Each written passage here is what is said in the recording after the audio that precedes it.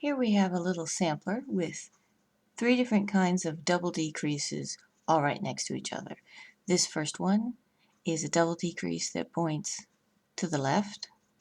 In the center we have the double decrease that points straight up, and at the end we have the double decrease that points to the right.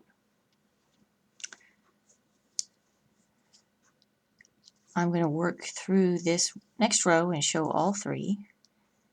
And as I do, I want to try and talk you into the next time you're working on a pattern, if it calls for a double decrease, you can use the one that the pattern calls out for, or you can use the one that you like best. Here we have one pointing to the left. This first stitch is slipped, and it's slipped as if to knit, which twists it. The next 2 stitches are knit 2 together, and then you pass the stitch that was slipped up and over the one that you just made and you knit 2 together.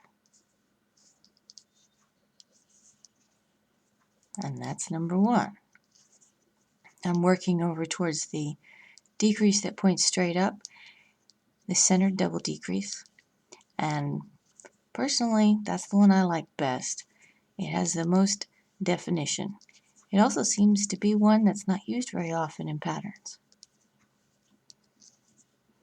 And it's made by slipping 2 stitches knitwise at the same time. You go in as if you were knitting 2 together, and then slip them. They're twisted. Knit the next stitch, and take the 2 stitches that you slipped and pass them over the knit stitch you just made, and you pass them together.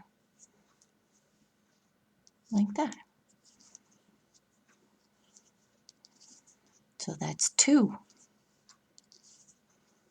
And I'm working my way to the third one, which is the easiest to make, and the one that shows up the least often in patterns. Oops. There we go. And to make a double decrease that points to the right, you simply knit 3 together. You're probably used to a knit 2, and this is the same way. A little harder to get in. And knit 3. Let me finish this off, and I'll lay it flat again.